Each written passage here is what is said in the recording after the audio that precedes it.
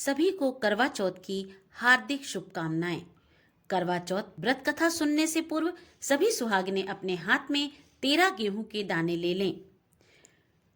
करवा चौथ व्रत की पौराणिक कथा आइए जानते हैं। द्रौपदी को किस प्रकार भगवान श्री कृष्ण ने सुनाई शिव पार्वती कथा।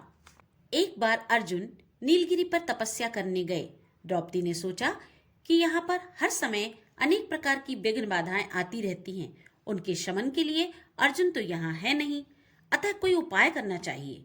यह सोचकर उन्होंने भगवान श्री कृष्ण का ध्यान किया।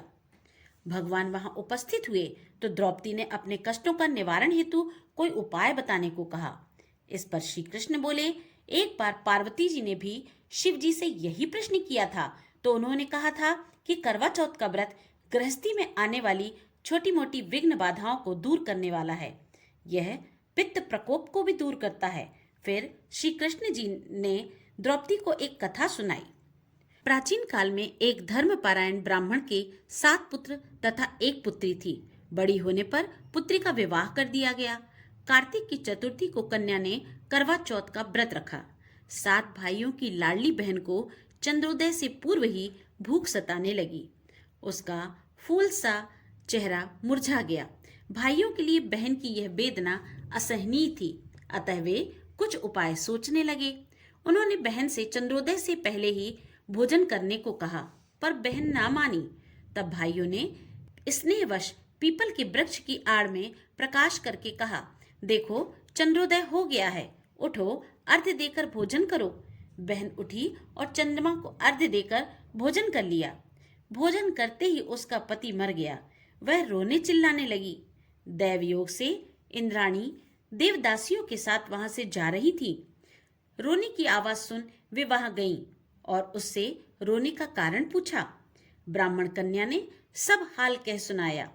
तब इंद्राणी ने कहा, तुमने करवा चौथ के व्रत में चंद्रोदय से पूर्व ही अन्न जल ग्रहण कर लिया, इसी से तुम्हारे पति की मृत्यु हो गई है।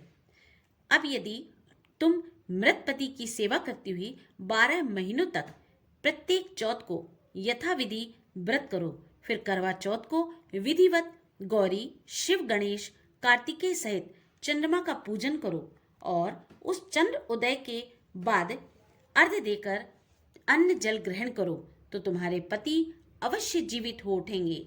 ब्राह्मण कन्या ने अगले वर्ष 12 माह की चौथ सहित विधि पूर्वक करवा चौथ का व्रत किया।